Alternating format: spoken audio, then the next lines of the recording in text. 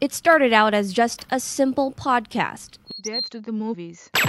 Hello and welcome to Death to the Movies. This is Titus, and today we have a very special guest with us.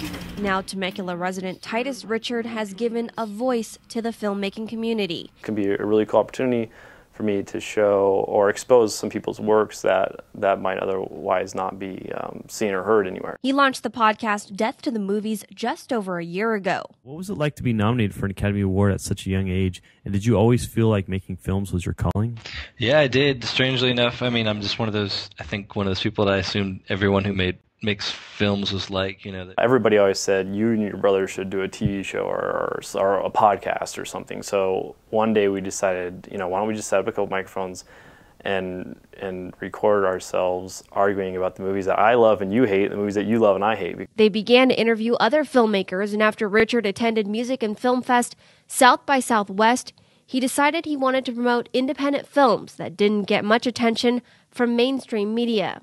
Because there's so many films at festivals that get overlooked, like great films, but for whatever reason they just miss their mark and don't get the attention that a lot of the other films get. Or maybe they saw that small film at the festival and are wondering, how can I get a hold of it? Why isn't anyone talking about it? Hopefully we can be the one site that is talking about those films. Death to the Movies has 10,000 iTunes subscribers, and the website, which was launched in February, gets anywhere from 500 to 1,000 hits a day. While he says those numbers could be a lot higher. I'm happy with how it's evolved. Unfortunately, I haven't had as much time to put into it as I'd like. But Richard isn't just the voice behind the podcast, he's also a filmmaker. Me and my good friend growing up, his mom ran a daycare, and we used to always use the daycare kids as our actors, and we just like telling stories and premiering them in front of our family and friends. In fact, Death to the Movies was created as a way for him to be involved with filmmaking when he wasn't making movies. His first attempt at a feature-length film didn't turn out too well. And that turned into such a disaster. That was basically like my real true film school, because I learned so much and just what not to do.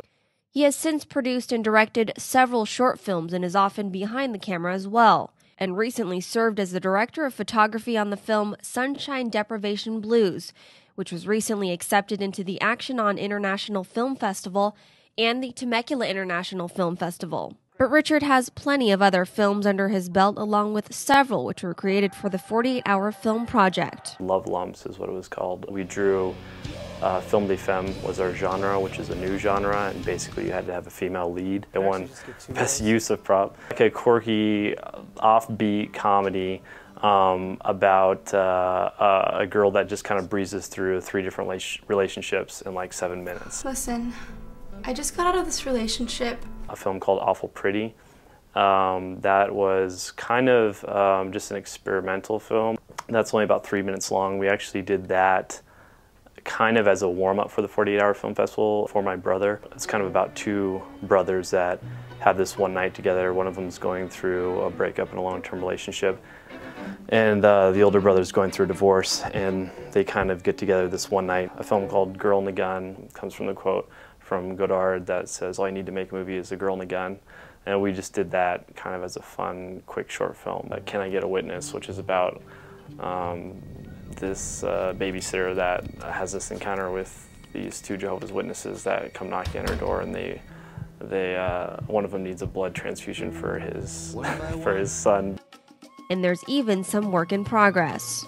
Journeys of a Combat Medic, which is a good friend of mine, Dominic Domino, was a combat medic in the war.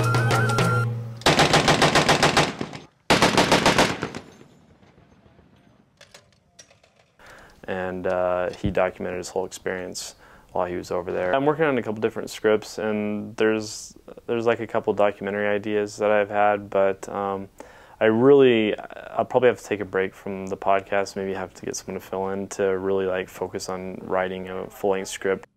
In Temecula, Julianne Non, InlandSoCal.com.